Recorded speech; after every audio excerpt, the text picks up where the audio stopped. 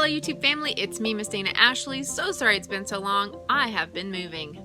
Not pleasant, unexpected, had to happen. Anyway, finally found a place, needed some TLC. Maybe I'll be doing some home renovation videos soon because that's what I've been doing. Anyway, wanted to get this video out to you guys. Remember that summit that I was telling you about? How many fingers am I holding up? G Summit? Well, they went ahead and let the speakers feature their own talks on their own channels, and so I get to show it to you guys here for those of you who haven't seen it. Also, if you like what you see in my talk, you may have some other ones that you'd be very interested in, so those will be available. They went ahead and extended. Oh, look who came to say hi. Oh, that's a dirty man. He's rolling in the dirt.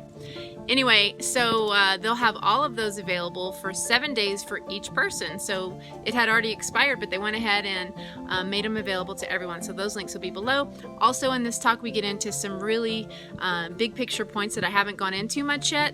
And anything that I mention as a solution will be listed in the description box below. Anyway, we'll be back with you guys soon. And maybe we'll do a little new house tour or something so I can add some normie content to all my stuff that YouTube doesn't like. Thanks for watching, you guys, and we'll see you soon.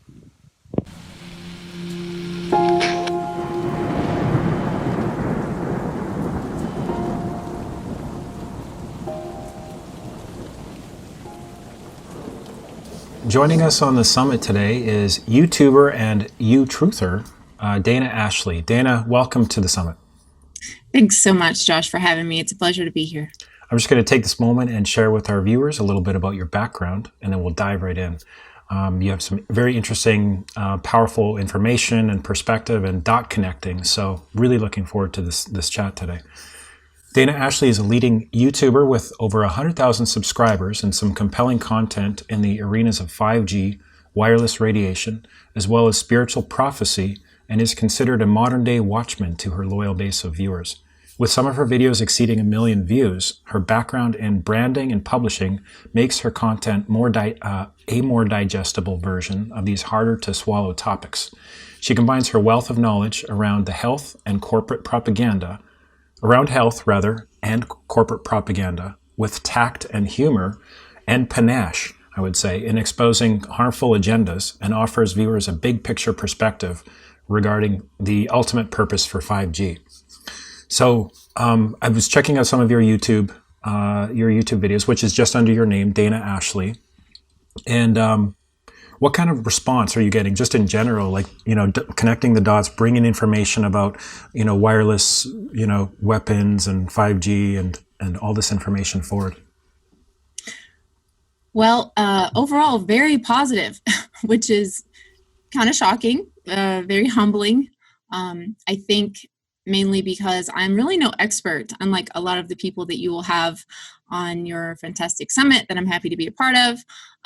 But again, like you said, I'm more of a dot connector between many subjects, more of a, jack of all trades, master of none kind of thing. But, even though I'm never the first to speak about the topics that I bring up, I think that perhaps they're working with people because I present things in a way that talks to a larger group, and I always want to assume that no one has any clue about anything that I'm speaking about, and I also assume that no one is taking a critical perspective of these issues. So I think that makes it have more shares because I'm like, for example, my video about the wireless warfare, you don't just come out and say your cell phones are going to kill you.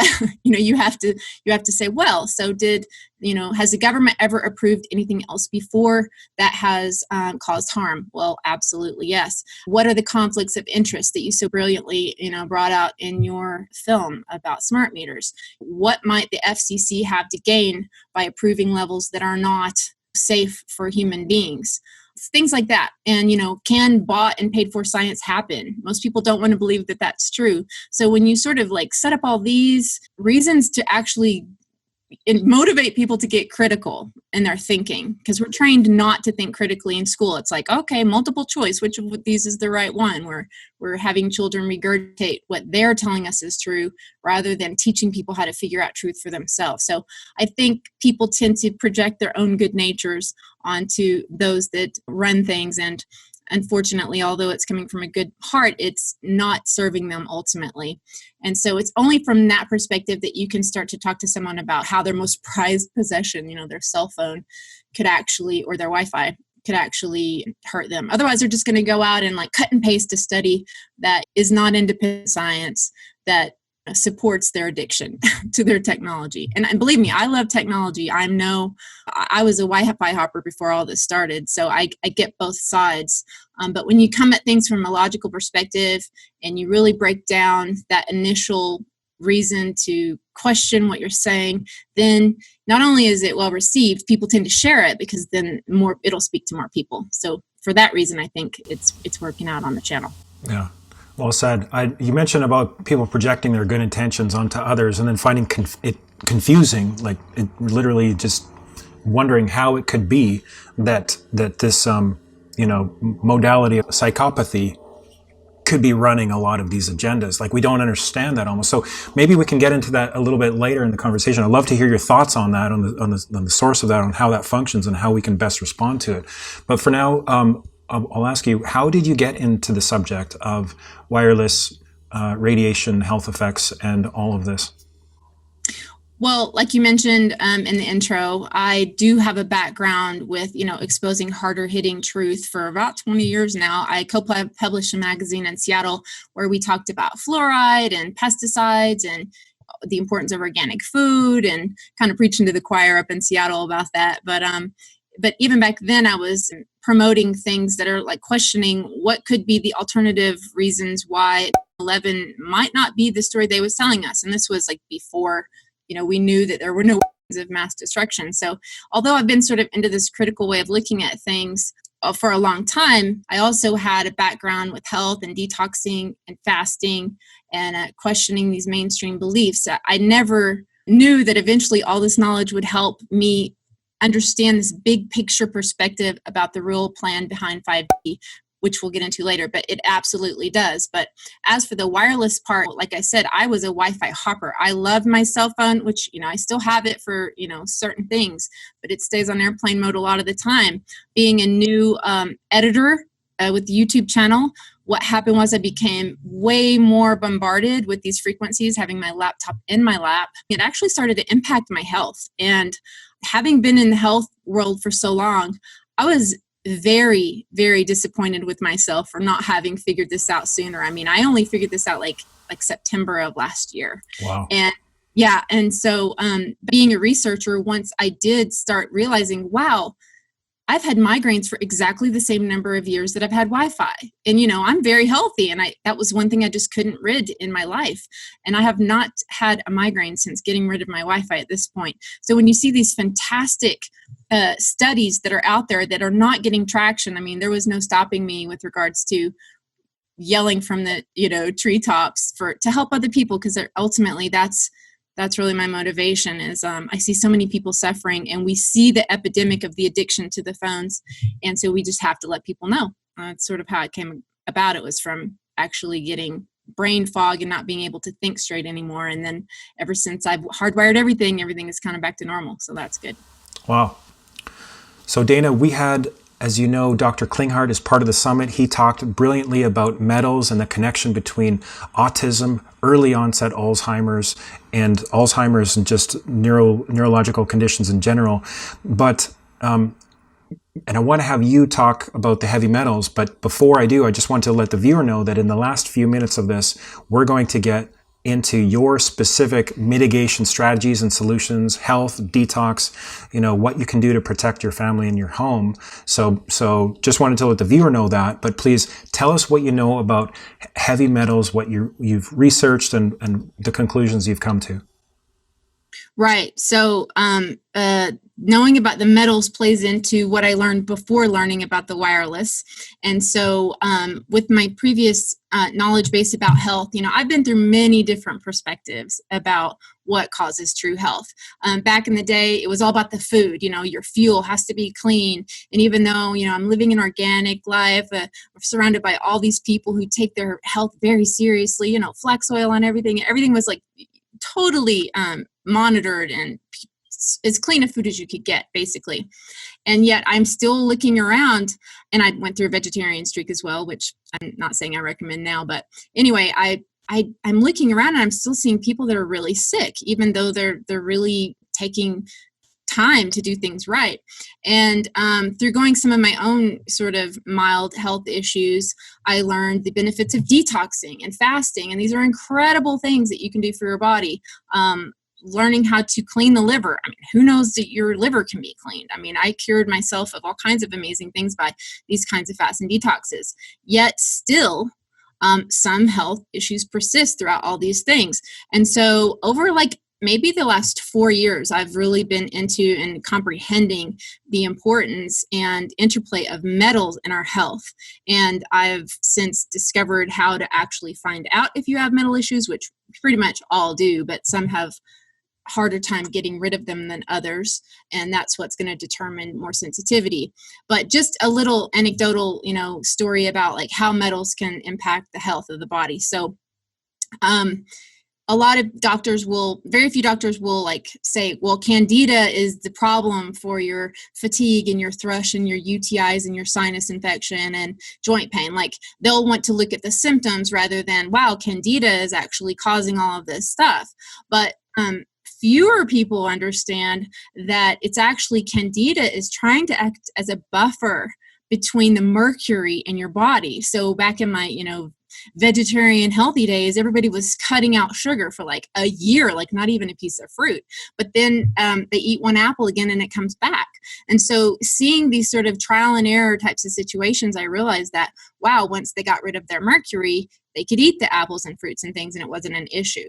So now we know through amazing people like Dr. Chris Exley, who has dissected the brains of adults and found with Alzheimer's and found aluminum in them. And we know that through his recent ability to get some children who unfortunately passed away from autism and open up their brains and see they're full of aluminum.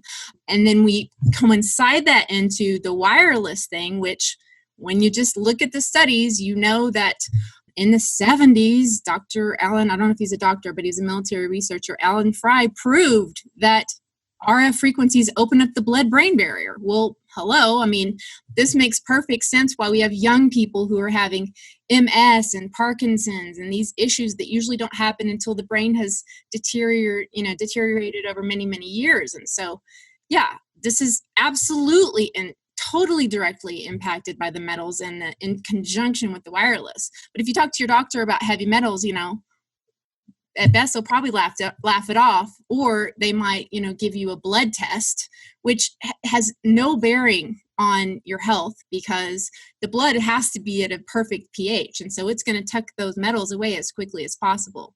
If you've been exposed in the last 3 days, okay. But what we're looking for is accumulation of metals in the body. So yeah, I mean, this is basically what I've been looking at. And people may think, well, I don't have metals in the body. Where would I have metals? But let's just take a look at that. So we have fluoride, which few realize actually acts as a metal in the body, and it accumulates in the pineal gland in the brain. And then, few know that Hitler used it on his folks in Germany to sort of bring them more plasticity to them as he was doing his thing. When you look at your toothpaste and it says, warning, do not swallow, that's because it has fluoride in it. It's the fluoride that makes it toxic. So that's one example. Of course, mercury, if you have a silver amalgam filling, you're basically tucking away one of the most harmful elements in the planet into the soft tissue of your skull. And every time you breathe in, especially with the warm liquid, it is going into your body. Crazy. It's crazy what, medicine has done. Then aluminum. We're bombarded with aluminum through what we cook with, tinfoil, pots and pans. We put it in our armpits where the stuff's supposed to be coming out. Instead, it's going in. Then, of course, I won't get too much into the vaccine thing, but as you probably know, have a ton of aluminum and still some mercury in them and the flu shot and things like that. Rolaids, times people have bad stomach aches from the food they're eating, they just throw some aluminum on there. We just don't know because no one tells us that this stuff is dangerous. So and then, again, stratospheric engineering, we know that it's totally declassified now. It's no longer denied. There are nanoparticles of aluminum, barium, titanium coming in our sky. So yes, we all have it.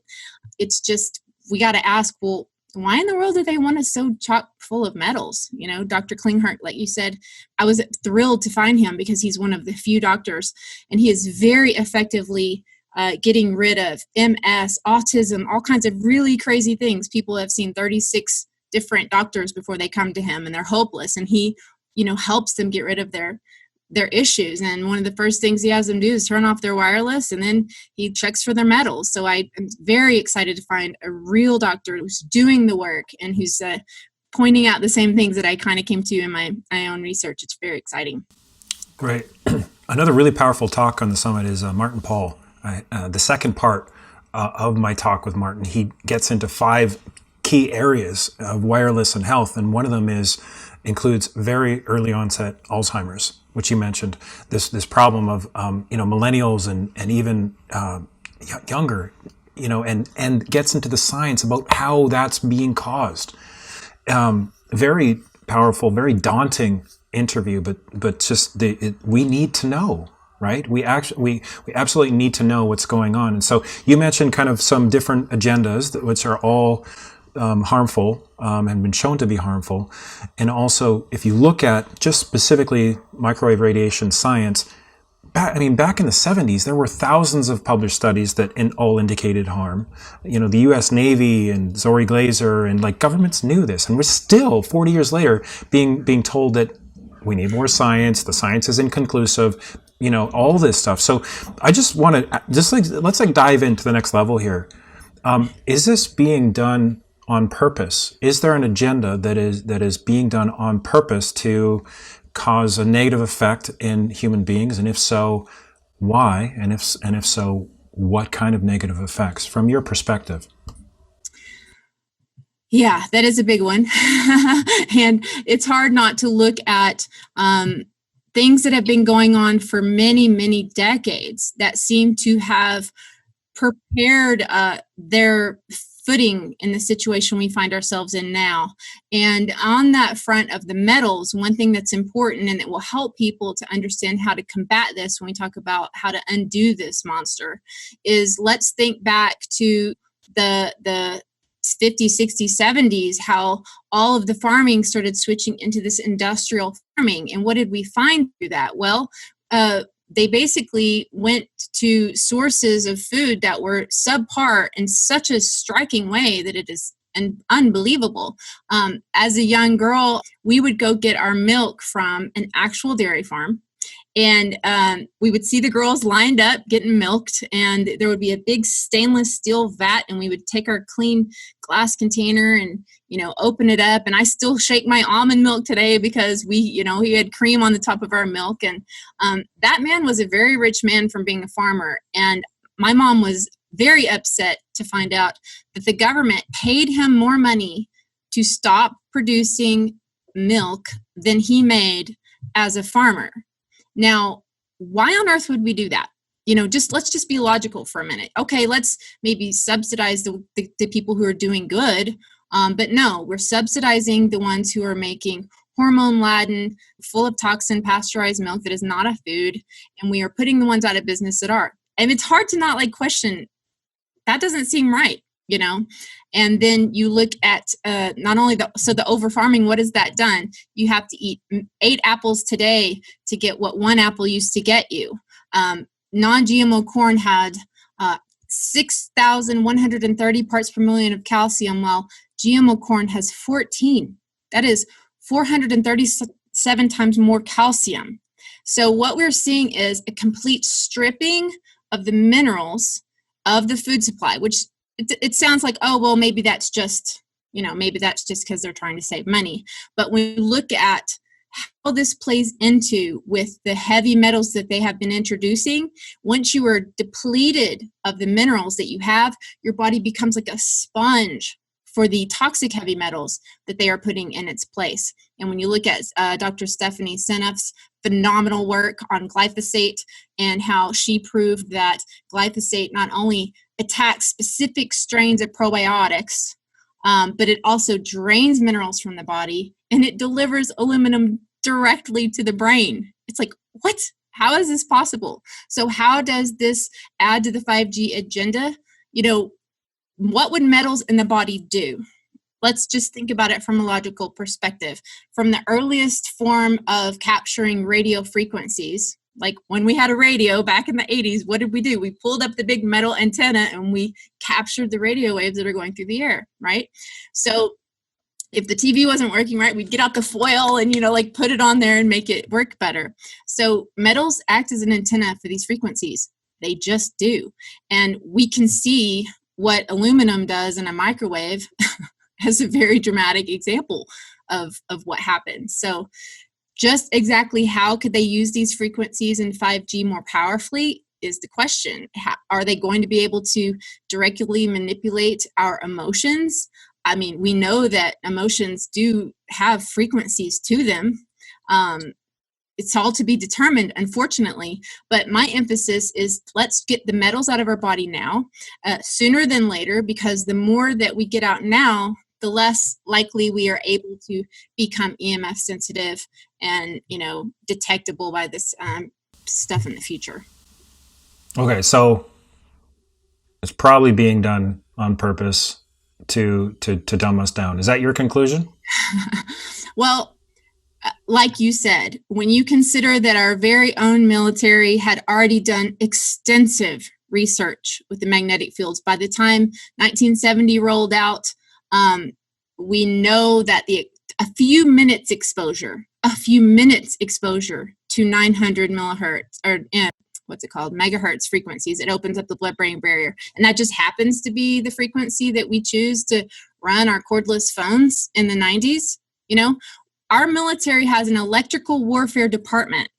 We should ask those guys if microwave and millimeter wave frequencies are harmful, right? And if you think about the 2.4 gigahertz frequency in particular, that's the one that's used for almost everything, right? Wi-Fi, routers, cordless phones, baby monitors.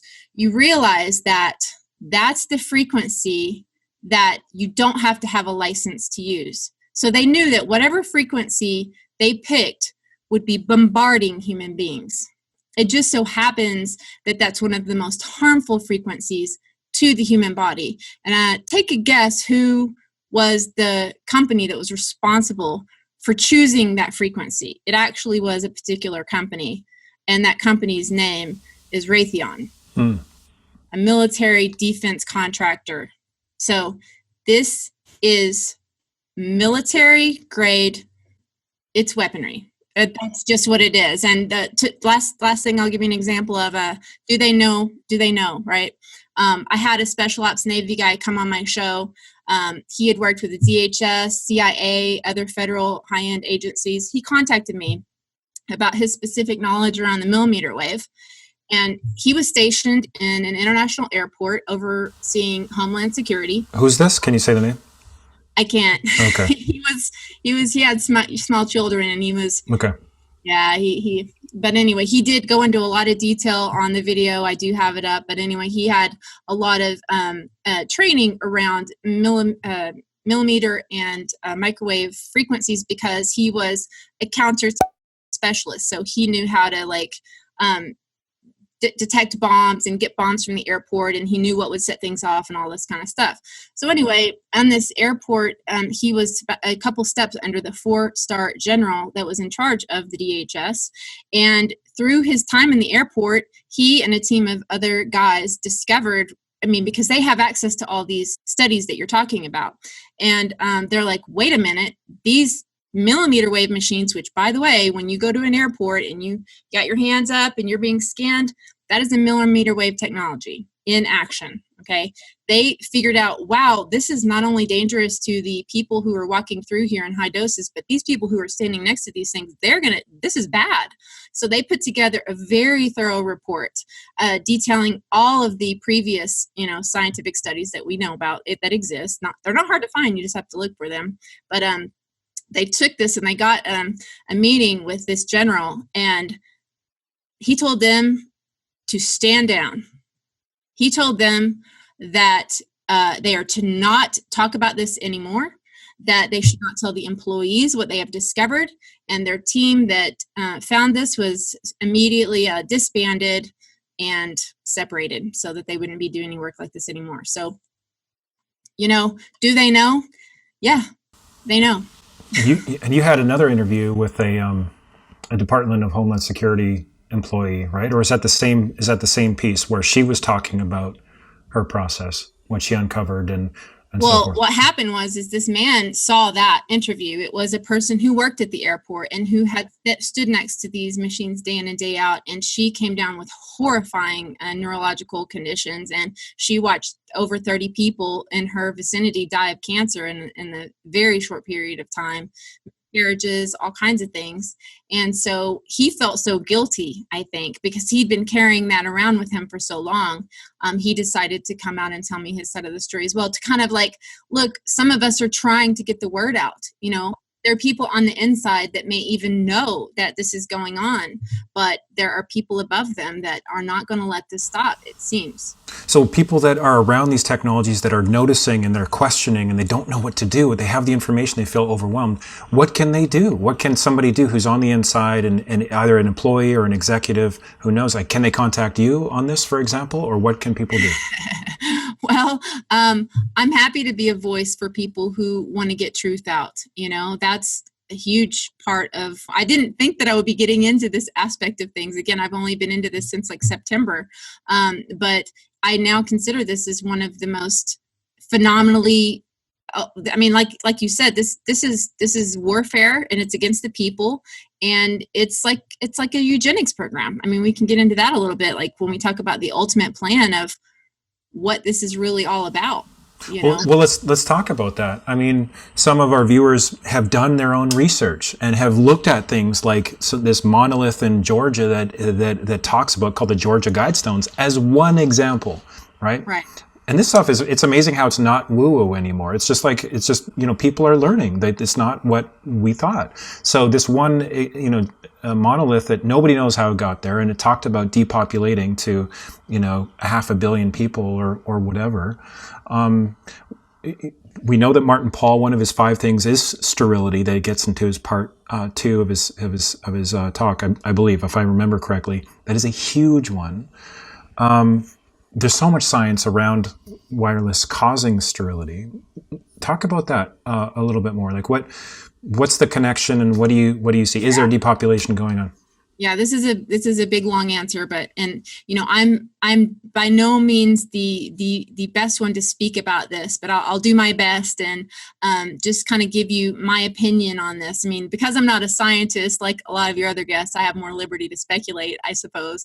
I have no reputation to tarnish, so to speak. But you did an excellent job in your film, Take Back Your Power, revealing that not a lot of sense, that those things don't make a lot of sense. They are incredibly harmful. They are prone to fires. They're less secure, so they're able to be hacked by outside influences. Nothing makes sense about them except that they are designed to surveil energy use of homes, right? They are designed to look at every single thing. When we have our fridge open, they're going to know. And so I really think that the ultimate plan of 5G is along those very same lines. Now, this is my opinion again. So people like Patrick Wood, who I believe you have on, and James Corbett are probably much better, more eloquent at this. But, I'll use a quote from one of the elites themselves. A guy named Zbigniew Brzezinski, in a book from 1970. He was a very powerful global strategist. He worked on the right and the left. And that's how you know what these real agendas are. They're trying to divide us right against left. That is just smoke and mirrors. That is to keep us against each other rather than looking at the important issues. 5G is the important issue. And so Zbigniew Brzezinski said in a book he wrote in 1969, okay, the Technocratic era involves the gradual appearance of a more controlled society. Such a society would be dominated by an elite unrestrained by traditional values. Soon, it would be possible to assert almost continuous surveillance over every citizen and maintain up-to-date, complete files containing even the most personal information about the citizen. These files will be subject to instantaneous retrieval by the authorities. This is from the book Between Two Ages, America's Role in Technocratic Era. Now, remember, in 1969, we didn't have the fax machine yet. This man was speaking about something that is absolutely happening right now. It sounds very 1984. Most people won't want to accept this, and they knew that. So they had to create a way to sell this grab for power to us. And I feel fortunate that these people like to brag in their books and that they're available to us because, you know, some people have the time to look through these and figure out what their plans are. Because in another book called The Club of Rome, The First Global Revolution, they admit exactly how they plan to do it. In searching for a new enemy to unite us, we came up with the idea that pollution, the threat of global warming, water shortages, famine, and the like would fit the bill. So in designing them as the enemy, we fall into the trap of making symptoms to causes, but all these dangers are caused by human intervention, and it is only through the changed attitudes and behavior that they can be overcome. The real enemy then is humanity itself. So there they are admitting that they're going to use this global warming, global catastrophe, you know, fear tactic to sell us a bill of goods. Now, this what do you notice today besides all the AI programming that is just everywhere? You see all this messaging, and I'm a PR person, I'm a branding person, so I pay attention to it, about climate. It's constant. It's in every movie, it's in TV, it's in everything little thing they're going to blame on climate change. So they kind of are talking about humans as though they're the virus of the planet. And I see it in the YouTube comment section all the time. People say that. But it seems like a kind of a reach, but what this really comes down to is that there are deep connections between the same powerful groups and families that have already accumulated the world's resources. Big oil is being pushed. The same people who ran big oil are the same people who are now that are behind climate change, which doesn't make sense. But when you look at what you just mentioned, that Martin Paul talks about, is eugenics, right? And so I didn't know, because they don't teach you this in school, but in the late 1800s and early 1900s, there was a movement called the American Eugenics Movement. And it was very, very popular. And they considered it a scientific solution for social problems. I mean, most of us assimilate that with like Hitler, right? When he was, you know, all behind that. But America did it first, guys. So this was started by the cousin to Charles Darwin, who was called Francis Scotland, and he coined the term. Eugenics means well and born together. So basically, he was an American biologist, and he Charles Davenport, expanded on Galton's work. Now, they taught basically that good traits are passed down. So we must encourage those with good traits to reproduce, and this ultimately, though, led to the sterilization of those who do not have the good traits. But the problem is that they believed criminality, imbecility, being poor, or even being a liar was considered a genetic trait. So in the 1800s, even as recently as the 70s, states were performing forced sterilization in the science of eugenics, okay? Now, here's the crazy part. Charles Davenport's eugenic work was funded by none other than the Carnegie Institution and the Rockefeller Foundation. They helped bring the science into America, and I bring that up because they are the very same people that are promoting the climate change rhetoric today. It sounds good. Yeah, let's save the climate. I mean, I love my planet, okay, guys? I'm a tree hugger, all right? But this is a wolf in sheep's clothing, and we have to understand that. Today, the Carnegie Endowment for International Peace. Oh, doesn't that sound nice? It sounds so good, right? But they're the same lineage of people who are moving us towards an energy-based economy. Now, that energy-based economy is going to surveil the spending of every single thing. How far did it take your egg to travel to you? Well, you're going to pay. It's not going to be in dollars anymore. It's going to be an energy, like sort of like an energy unit that you get, right? And you can't go over that, right? This is total and complete imprisonment. And although it sounds good, it's all about surveillance, and they cannot do it without the 5G grid. They just can't. Nothing else makes sense about it. The science is killing us, just like the smart meters, but they need that to be able to surveil on individual and to be able to have, if everything will have an RFID chip, they'll know what you buy, what kind of water you're using, what kind of, if you're using gas over whatever, it'll all be added up. Now, I personally think that ultimately this will end up with taking a mark on your hand or head that will enable you to buy or sell. I think that there will need to be a final linchpin in this entire system. To force compliance. Yeah. It'll be, a lot of this stuff is happening to us without our permission, but I do believe that there will be one final linchpin that will sort of bring all of their pieces together. Yeah. And so just, being open about it, some people, when they hear that, will think, well, that's just, biblical, fear-mongering or religiosity or whatever. But when you think about it, you kind of see how the dots are coming together, and you see how, maybe there's some truth, or at least a very clear call for us to be aware of what could be coming down the pike in terms of, people that have had visions of a potential future. Yeah, now, in Take Back Your Power, I talk about, more than 5,000 patents have been suppressed in the name of national security, meaning corporate security. And it's just so obvious. Many of those are to do with energy production, let's say, and that actually solving the problem, whether it's real or not, actually solving the problem of like carbon emissions from burning oil and petroleum based fuels, like actually solving the problem. Technologies are available, but they've been suppressed. This is common knowledge, and it's not, really doubtable anymore to anyone that looks into it.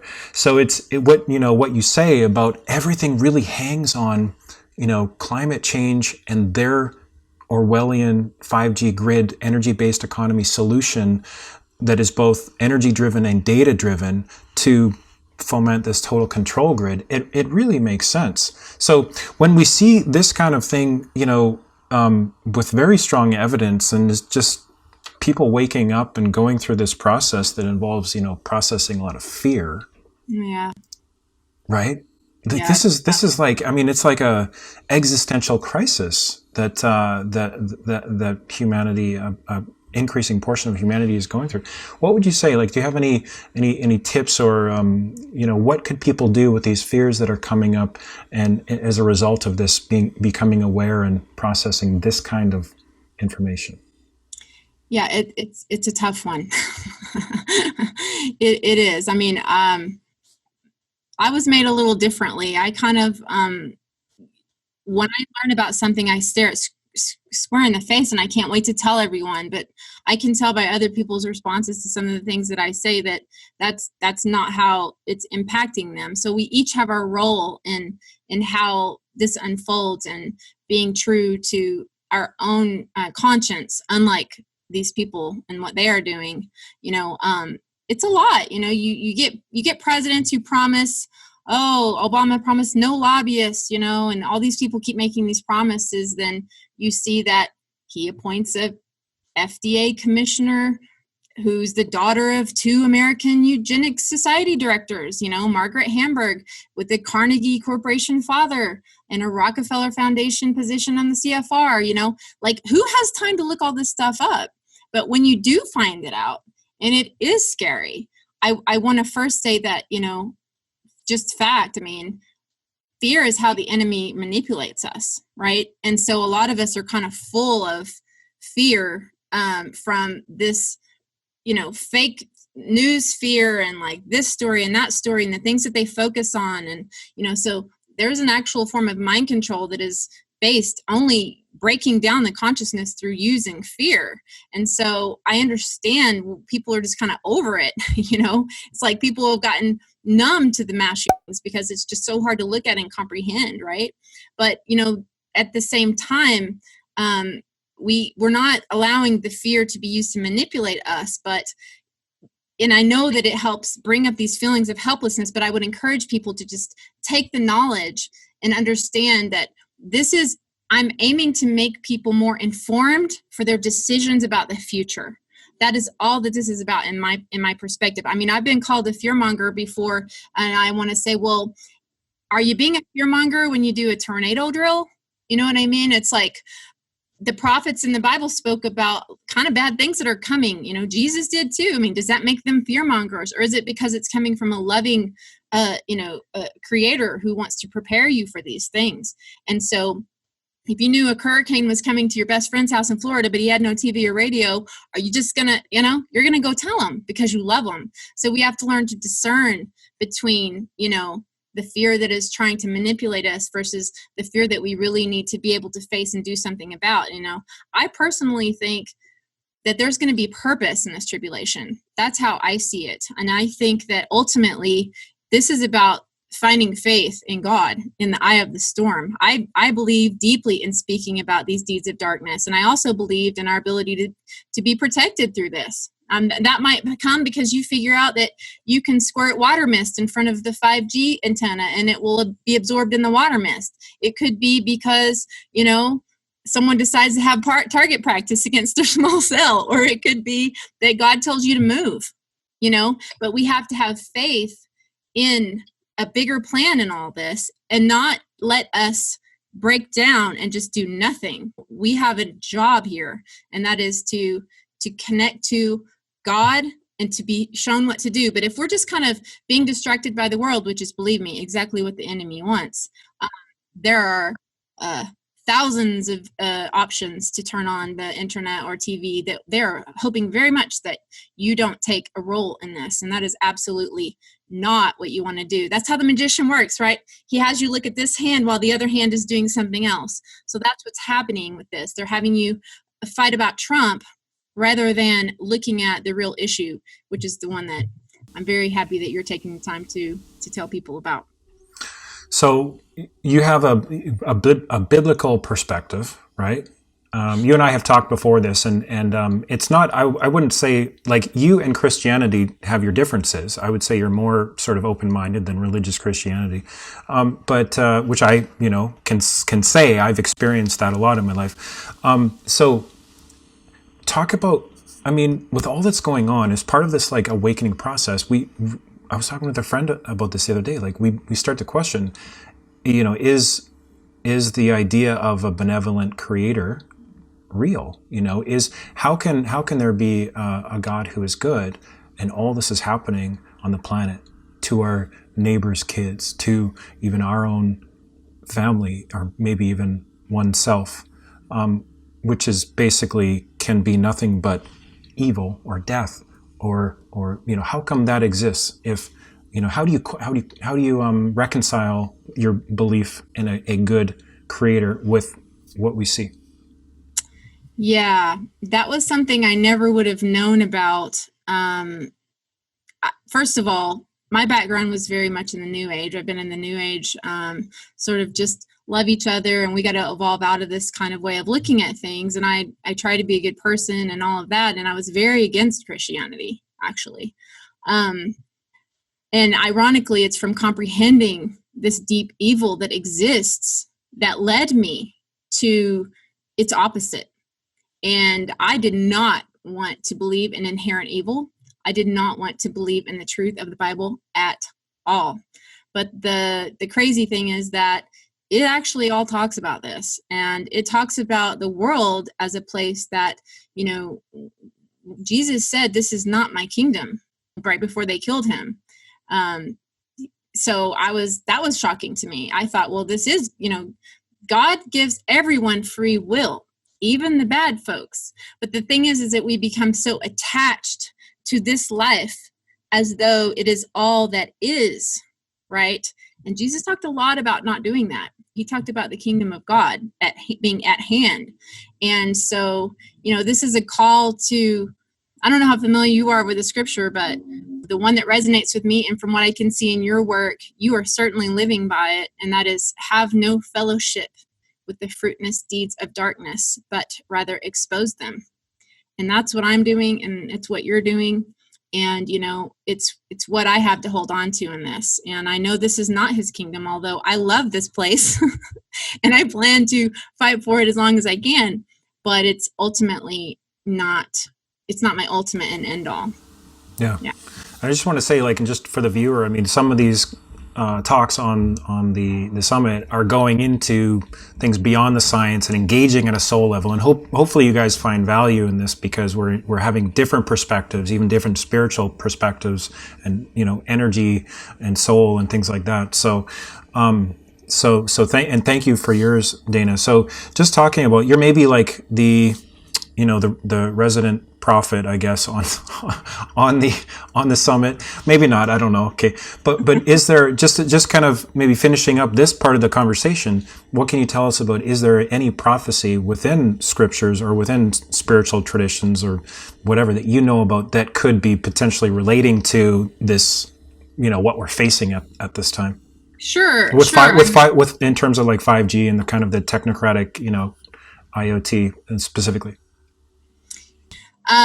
So yeah, that was another kind of a crazy thing regarding the truth of the Bible, which I did not want to believe in, right? So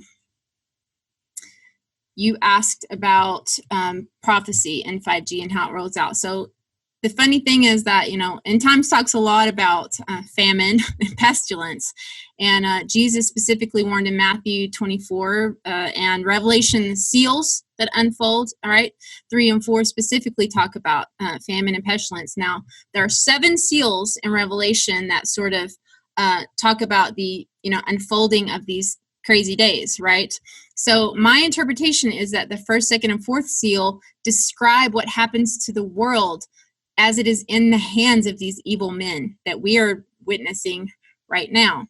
It talks about war. It talks about civil unrest. There's one line where Jesus says, nation will rise against nation. And most people think, well, that's a war of a country against a country. But in fact, when you look at the Greek, it means ethnos against ethnos, which is the racial tension that we are absolutely seeing happen right now in a crazy degree. So, but back to like the pestilence aspect of things, specifically in 5G, I was, again, very happy you had on Dr. Klinghardt. He's one of the few people I've come across that talks about this ability of the RF and microwave frequencies to impact these pathogens and mold, for example, in really negative ways. So he found out through an experiment with an associate that the production of biotoxins in a mold culture went up more than 600 times with exposure to the RF fields. It seems like they were perturbed by the RF fields, and so they kind of in order to exist, they come out really, really strongly, and which is not good for us, obviously. I found a NASA document from 1970, basically that it was called, there's chapter 6, and this is basically a document that goes into hundreds, if not thousands, of different studies and proving why the RF waves are bad. It basically says this: the nature of the organism's interaction with agents of infection changes sharply when humans and experimental animals are irradiated with electromagnetic waves in the radio band. They admit that it causes a resistance to microorganisms in the human being. They talk about that it's going to aggravate infectious processes such as tuberculosis of the lungs. And it talks about on page 94 that there is now no doubt that microwaves exert an influence on the vital activity of bacteria and other single-celled organisms. So what we're doing is not only harmful to the humans, but it's actually enabling the pathogens and the microbes and the bacteria to go crazy. And so when you think about that and you think about pestilence, I mean, what is pestilence, right? It is a fatal epidemic disease, and back in the day it was bubonic plague, right, which came from a bacteria. And so what we're doing is we're actually enabling this prophecy to come true by allowing these untested frequencies on these different things. There's another one with a millimeter wave, particularly says the changing properties of the millimeter wave affected bacteria. Peer-reviewed research demonstrates that the millimeter wave radiation not only affects human cells, but will result in the growth of multi-drug resistant bacteria. I mean, how much have we heard about that lately? That's already happening. And so, yeah, pestilence is definitely tied into what we see happening in scripture. And then, of course, there's famine, which you've probably done some work about bees and how the colony collapse disorder is totally something that's never previously been observed before. And we know that when they put cell phones near the beehives, they don't come back, and different types of things like that. But I found a couple days ago, I found a patent for a pesticide that used millimeter wave frequencies as the form of extermination. Okay, so that particular patent used the 24 gigahertz frequency. That is a millimeter band wave. And on my birthday, March 14th, the FCC auctioned off that frequency to almost 3,000 different companies to use who knows for what. But we're talking about that frequency that is now going to be used all over, and that we know kills bugs, which, you know, some people don't like bugs, but, you know, bugs feed songbirds. Bugs are part of the food chain. And when we think about those starlings that fell from the sky in the Netherlands, right, I was looking into that whenever I got into this, and I realized, you know, when you look at the birds that all kind of move together like a swarm, those are starlings. Right? Those birds have to use magnetic fields in order to do those kind of maneuvers. So these birds that fell had a very highly sophisticated use of magnetic fields, right? So it makes sense that that would be the kind of bird that's going to like fall out of the sky during a 5G test. And unlike termites in this insecticide, bees also use sophisticated magnetic fields in order to know when to come back and things like that. So yeah, you know, it definitely plays into prophecy whenever you study what is said that it's coming. And so we just have to be aware of these things. And again, it's not to be fearful, but it's to be prepared. It's to, you know, listen to your inner guidance and intuition and conscience about the decisions that you're going to make as this stuff rolls out. You could say that, you know, those kind of doing these harmful programs, their agendas, are counting on us to be apathetic or distracted or too engaged in the supposed benefits and the, you know, the features or the convenience factor. And I want to talk about that in terms of like, let's go into solutions now, what people can do. You know, if they're counting on us to be apathetic, and if there's so much evidence to indicate they're so fearful of this truth coming out that they're censoring left, right, and center, you know, what can people do to you know, as an effective response in general, you could say. And then I want to get into protecting their home, because you have some very insightful insight there as well. And then also on the health level. If you just want to get in now too, as we kind of move towards wrapping up, what can people do? And this overcoming kind of the programmed response of just checking out or not trying to cause change, or just apathy that we're seeing. Yes, well, it's all about that, right? I mean, so which is why I'm very excited that you're doing the summit, and I was very happy to be a part of it, because the type of people that you're bringing together makes it very easy for people to share this information with others. And maybe someone can, you know, pick their favorite speakers that really spoke to their needs, and then pass that on to other people and let them, you know, partake of the knowledge, because this is all about that. You're not going to get this on the news. You're not going to get this on any kind of mainstream outlet at all. And in fact, it's being suppressed, as you know, on Facebook and all these other things. So yeah, I think that there's a lot of things I've been doing myself and been trying to learn about with regards to how to better mitigate this stuff. But the important thing is to just spread the word, because for me, when we know that the impacts of microwave radiation have particular effects, we know it causes headaches and migraines, like it gave me. We know it causes the inability to sleep. It's a huge one. It causes racing, fluttering heart, inability to focus, lack of concentration, dizziness or vertigo. That's happening to so many people right now. And they're just like, I have vertigo. No, you have exposure to microwave radiation. But if people don't know that, how are they going to do anything about it? And then there's even things like nosebleeds. I was at my daughter's elementary school, and these kids are walking in with nosebleeds out of nowhere. They're in their little room with all these Wi-Fi. You know, there's like 36 computers on in the room, and they're coming in with nosebleeds, and some kids are passing out. And these people at the schools are like, I don't know why these kids are having these headaches all the time. Well, I can tell you exactly why. So we need your kid's not just trying to get out of school. They're dealing with microwave radiation. And then there's the emotional stuff, which is an absolute, talk about pandemic, anxiety, depression, suicidal tendencies, even studies proving that microwave frequencies cause cutting amongst teens. These studies are out there. And so we just think, oh, kids are just kids. Oh, it's just the millennials. They're suffering. They're suffering from radiation.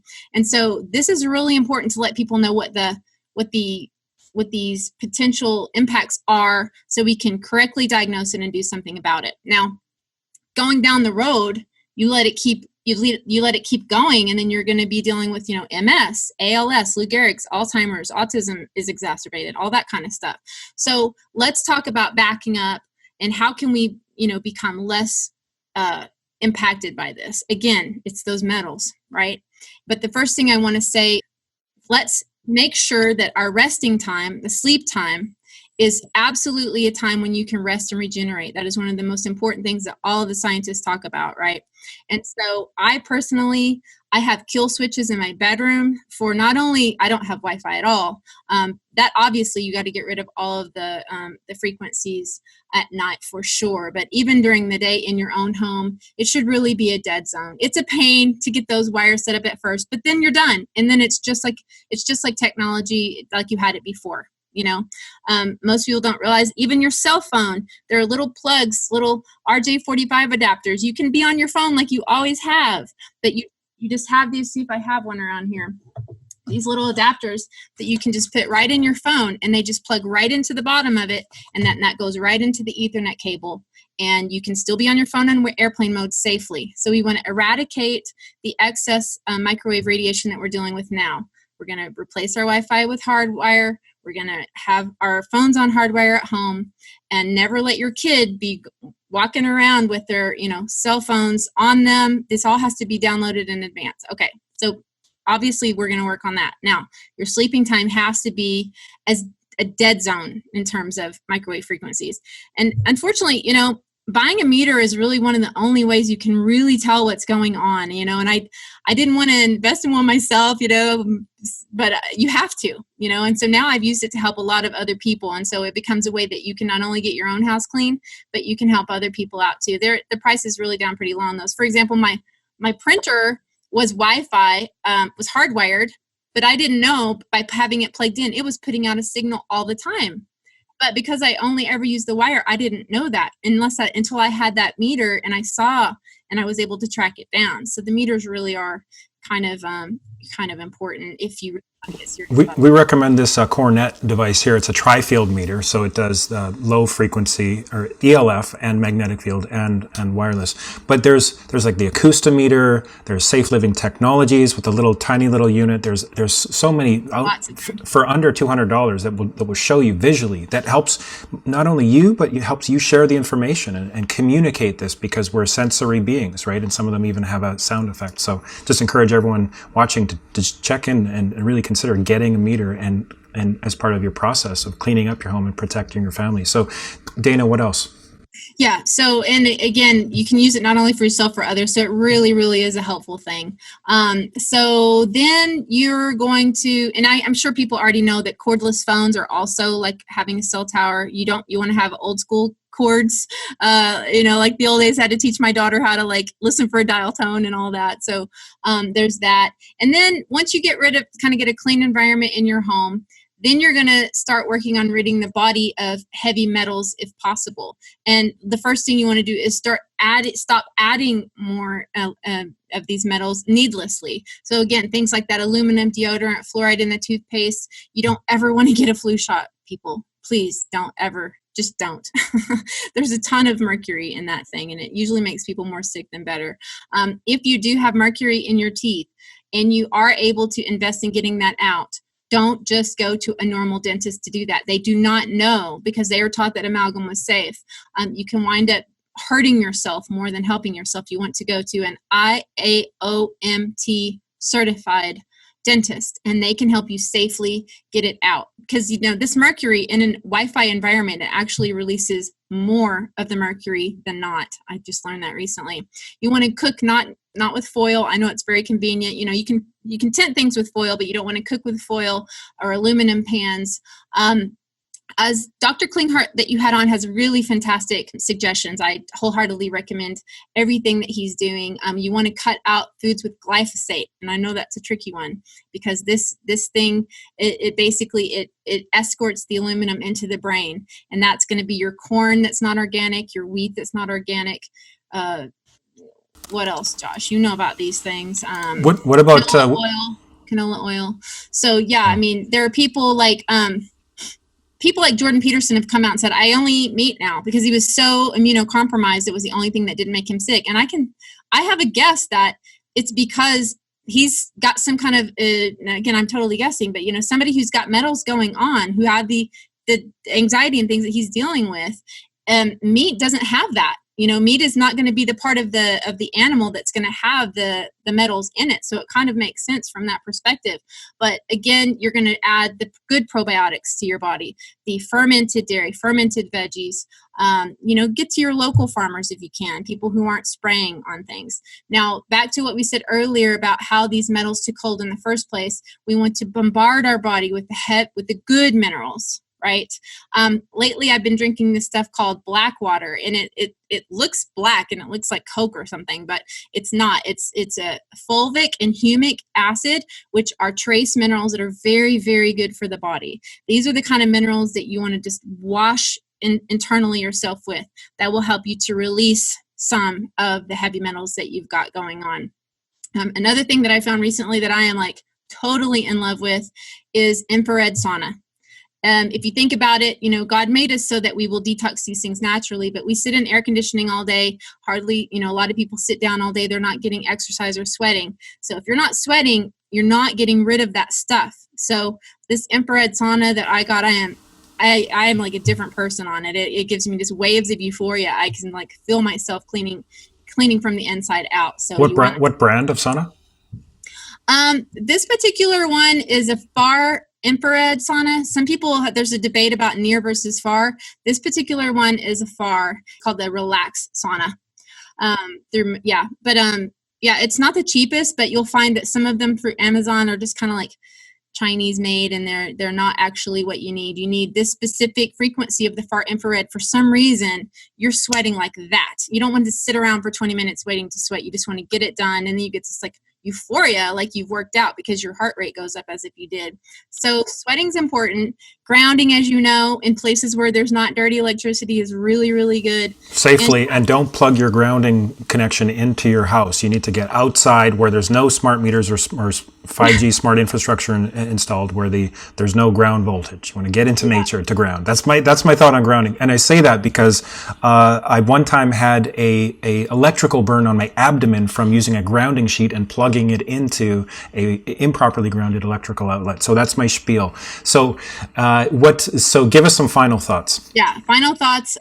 Beside the remineralization, like I'm talking about, most water that you buy is kind of garbage, but there are some that have the good minerals in there that are going to help you get these metals out. The other thing I want to mention, that if someone is already sick, if I were sick I'm pretty healthy, I'm good now that my migraines are gone.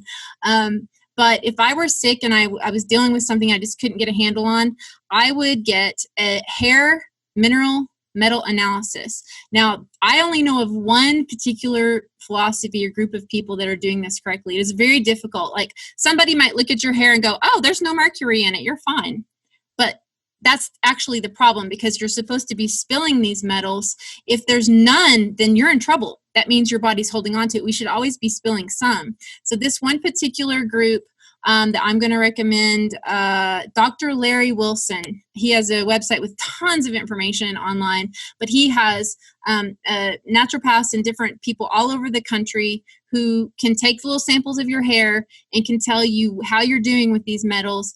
And one of the main things that they recommend, and the last thing I'll say, is like glutathione is really key in helping getting the body rid of these metals like naturally. And so glutathione can come from food. Sulfur-rich foods are really, really important. Garlic leeks, onions, the cruciferous vegetables like broccoli, Brussels sprouts, cauliflower, cabbage, kale. Those are all the cruciferous. They're really good in glutathione, which is really important. And then there's selenium, vitamin C. There's so much to learn. I don't want to I probably overwhelm people already, but yeah, I mean, these are the kind of things we have to start doing. We kind of have to go back to the old way, food that's loved and grown in good soil, and stepping out of the new way, which is phone and a nose in an iPhone all day, and sitting in your office surrounded by fluorescent lights. We got to step out of that. We have to take a proactive role, because if you don't, it's like you're not if you get sick, but when. Unfortunately, it's just how things are designed. But we can totally do this. There are steps you can take, and people like Josh and myself and others just tap into that knowledge, because there are a lot of people fighting this fight. Thank you, Dana. Thank you so much. And I just want to say, Dana's not a doctor. I'm not a doctor. She's coming from experience. She's invested much time and energy and money in testing different products. So that's her perspective. So, research it and talk to your doctor, your educated practitioner, let's say, and make your own decisions. But Dana, thank you so much for just your time today and your heart, your soul. You're helping people, and it seems like you found a way to be kind of detached from the outcome, like you're just doing it in service. And so I just honor that in you, and I thank you for your time today. I encourage people can find you on YouTube, Dana Ashlie, ASHLIE. Yeah. Yes. And we'll look forward to your continued videos, and wish you continued success, and may the YouTube censors not get you. May your channel be protected. So good luck there, right? Well, I'll ride that train as long as I can. I have no expectations, but thanks again so much for having me. It was a pleasure. And yes, please do your own research. Don't listen to anything I say. Get out and figure it out for yourself. But there is listen, but own gotta it. Be careful. Gotta be careful. Use discernment. All right. Thank you, Dana. God bless.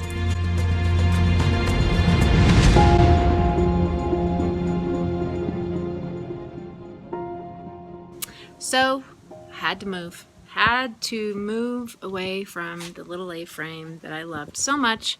My landlord retired in it, and so I had to get out. Took a little doing to find another place, but guess what I found?